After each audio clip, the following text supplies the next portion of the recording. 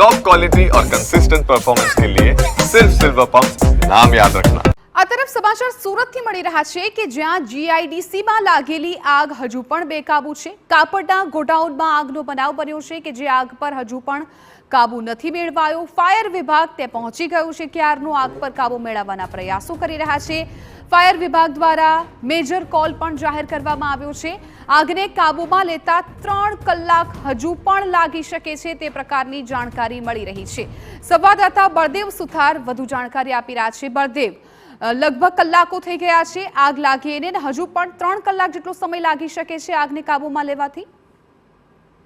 જે રીતે સુરત પશ્ચિમ જીઆઈડીસી વિસ્તારના જે 4 રસ્તા છે ત્યાં એક આગ લાગવાની જે ઘટના બની છે તેને લઈને હાલમાં જે ફાયર વિભાગ દ્વારા સતત જે આગ ઉપર કાબુ મેળવવા માટેનો જે પ્રયાસ કરવામાં આવી રહ્યો છે ત્યારે જે રીતે દ્રશ્યની અંદર જોઈ શકાય છે તે પ્રમાણે આગ છે જે કાપડની જે ગોડાઉન હોય છે, જે વેસ્ટેજ જે ગોડાઉન હોય છે તેની અંદર જે આગ લાગવાની જે ઘટના બની છે તેને લઈને અનેક લોકો છે તે અત્યારે જે મુશ્કેલીમાં મુકાયા છે અને અત્યારે ફાયર વિભાગ દ્વારા સતત જે કામગીરી છે તે કરવામાં આવી રહી છે। આગ ઉપર કાબુ મેળવવા માટેનો પ્રયત્ન કરવામાં આવી રહ્યો છે, છતાં પણ આગ ઉપર કાબુ જે તે મેળવવામાં નથી આવી રહ્યો। 3 કલાકનો જે સમય વીતી ગયો હતો। મહત્વની વસ્તુ એ છે કે આ તમામ જે વેસ્ટેજ જે કાપડ છે તે કેમિકલ યુક્ત હોવાના કારણે આગ હતી તે વિકરાળ સ્વરૂપ ધારણ કર્યું હતું। અત્યારે 10 થી 15 જેટલી ફાયરની ટીમો જે ઘટના સ્થળે પહોંચી અને સતત ચારે બાજુથી આગ ઉપર જે કાબુ મેળવવા માટેનો પ્રયાસ કરવામાં આવી રહ્યો છે। બીજી બાજુ એ રીતનું છે કે આજે હોળીનો જે તહેવાર હોવાના કારણે, જે રજા હોવાના કારણે ત્યાં લોકોની જે અવરજવર ઓછી હતી જેના કારણે કોઈ જાનહાનિના મેસેજ નથી મળ્યા। જી બિલકુલ બળદેવ, આભાર સમગ્ર જાણકારી બદલ। તો હજુ પણ આગને